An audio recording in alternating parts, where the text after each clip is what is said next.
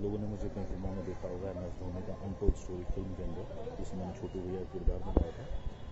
और आज ये वीडियो बनाने का एक मेरा मकसद ये है, वैसे तो आपको सुन के बड़ा अजीब लगेगा कि मैं कैसी बातें कर रहा हूँ, बट लाइफ स्मूथ नहीं चल रही। लाइफ में काफ़ी सारे प्रॉब्लम्स हैं जो मैं मानता हूँ, लेकिन मैं आज मेंटली थोड़ा स्टेबल नहीं हूँ।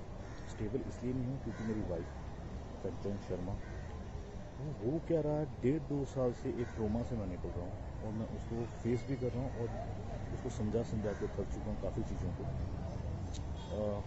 वो एक ही पास्ट की बातें रिपीट करना, रोज़ लड़ना, 365 दिन में से मैं कह रहा हूँ 200 बार सुसाइड की बातें करना, मर जाऊंगी, तुझे फंसा दूंगी, तेरा करियर स्पॉइल कर दूंगी, तेरे खानदान को फंसा दूंगी।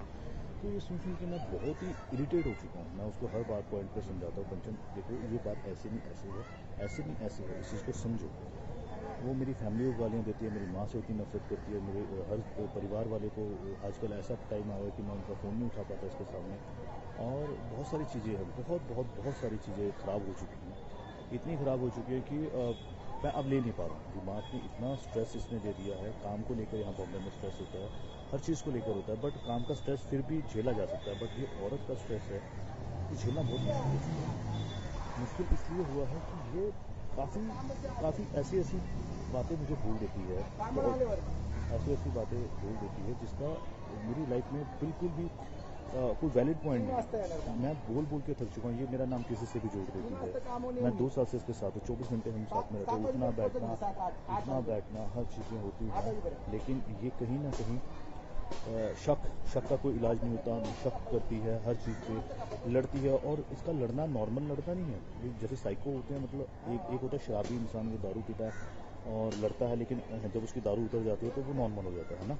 नॉर्मली ऐसा होता है, उसको गिल्टी फील भी होती है, उसको अपनी गलतियों का एहसास भी होता है, बट इसके केस में ऐसा है, अगर ये लड़ती है, उसको कोई बात बुरी लगती है तो वो उसके दिमाग में बैठ जाती है, बैठ इतने गंदे तरीके से जाती है, उसको निकालना बहुत मुश्किल होता है। ये कितनी रातें ख़राब कर देती है। इवन अभी जैन की बात है, जैन में ये घर से भाग गई थी, मैं रात को उसको ढूंढने गया था।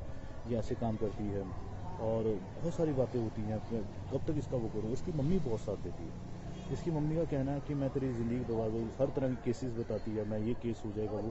एक्चुअली क्या है, इसकी मम्मी, इनके घर में 2 बहनों की भी लव मैरिज हुई है, तो इसकी मम्मी ने इनके दोनों जीजाओं को भी अंदर करवाया था। अभी वो मेरे को बोलती है, हर बात पे अपनी बेटी को बोलती है जाके पुलिस कंप्लेंट करो। किस बात बुनियाद पे? फेक चीज़ों पे, फेक झूठ बोल के आप केस बना सकते हो। ये क्या बातें हैं? औरत को एटलीस्ट दर्जा दिया गया है किसी चीज़ों का, तो उसका मिसयूज़ क्यों करते हो? और ये सब बातें कहाँ से आती हैं? आप रिश्ते बनाने चाहते हो या बिगाड़ना चाहते हो? रिश्ता बनाने के लिए आपको ये सब बातें नहीं लानी चाहिए ज़िंदगी में। अगर रिश्ता आपको अच्छा रखना है, आप इसकी मम्मी ऐसी बातें करती है, और ये कंचन भी यही बातें करती है। इवन इसका एक किस्सा हुआ था 2015-16 में। इसका जो एक्स था, जिसके साथ ये 6 साल रही है, मैं इसको किस तरह से इसके कल उस पर इसके ऊपर लांछन नहीं लगा रहा हूँ कि ऐसी थी वैसी। मैं पॉइंट बोल रहा हूँ कि इसने अपने एक्स को भी झूठे केसों में अंदर करवाया। 3-4 महीने वो बेचारा अंदर रह के आया, दिव्या ज्योति उसका नाम था। तो ये सेम पॉइंट मेरे साथ कर रही है, और इसी जिद की वजह से इसने मुझसे शादी की थी उस टाइम पे कि मैं ये कर दूंगी वो। मैंने तरस करके इस पर शादी की। तरस में चलो यार, मुझे लगा ऐसा कोई नहीं है, कर लेता हूँ। आज नहीं, इसकी लाइफ ख़राब हो जाएगी। एक बोल रही थी मुझे मर जाऊंगी, इसको पंखे में लटकने की आदत, सुसाइड की बातें करती है। तो उस पॉइंट पे मैंने कर दी। फिर ये मेरे घर आई, ये 2019 की बात मैं बोल रहा हूँ, और उस टाइम पे हमारी बात हुई थी कि यार कि शादी हम कर रहे हैं, बट घर में नहीं बताएंगे, अगर जमी तो चलाएंगे, नहीं जमी तो फिर अलग हो जाएंगे, है ना, किसी को इतना डिस्क्लोज नहीं करते। फिर वो हमारी नहीं बनी आपस में, तो फिर मैं कोरोना की वजह से घर गया था। जब कोरोना की वजह से मैं घर गया था, तो उस टाइम पर इस लड़की ने मेरे घर पे आने की बात की, तो इसको उसका मैरिज सर्टिफिकेट चाहिए था, तो मेरे घर वालों ने अच्छे से उसका वेलकम किया। घर पे आते ही ये वहाँ 5-6 बार क्लेश कर चुकी थी। घर आई 18 जून को आई थी, जून को आई थी, और इसमें 5 दिन बाद ही, चूँकि उस टाइम कोरोना काल था, तो गवर्नमेंट ने भी बोला था कि आपके घर में अगर कोई बाहर से आता है बॉम्बे से, तो आपको इन्फॉर्म करना पड़ेगा। SHO ने बोला था। तो हमने उस चीज़ को छुपाया था थोड़ा, भाई नहीं बताएंगे, नहीं तो फिर पूरी फैमिली अंदर हो जाएगी। इतनी एक छोटी सी बात थी, बट इसको वो बात समझ में नहीं आई।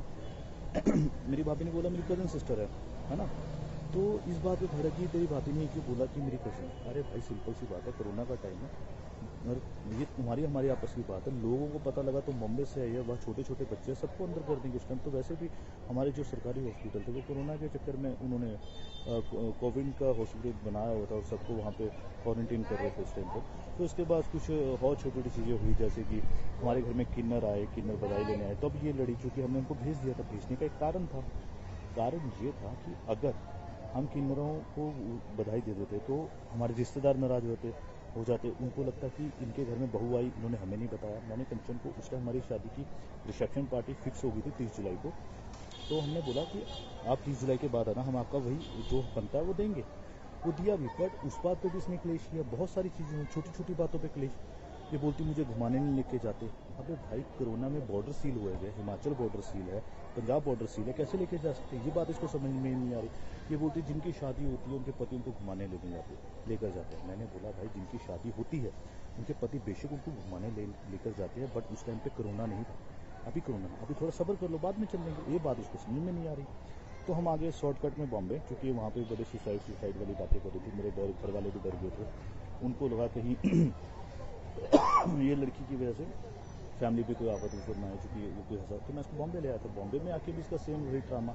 सर्टिफिकेट शादी का मिल गया, फिर भी इसको सेटिस्फेक्शन नहीं हो रही है, एक सिक्योरिटी नहीं मिल नहीं रही है, और हर जगह से मुझे टॉर्चर कर रही है। बस मैं एक बात बोलना चाहता हूँ इस वीडियो के माध्यम से, अगर मैं कोई गलत स्टेप उठाता हूँ लाइफ में क्या मेरा आजकल मेंटल पीस थोड़ा सही नहीं रहा है, क्योंकि मैं रोज़ झगड़े नहीं ले सकता। सुबह उठो झगड़ा सेम बात पे, जिस पे 1000 बात पहले बात हो चुकी है, लड़ाई हो चुकी है, उस पर फिर अगेन सुबह उठो, दोपहर को झगड़ा, रात को झगड़ के सो।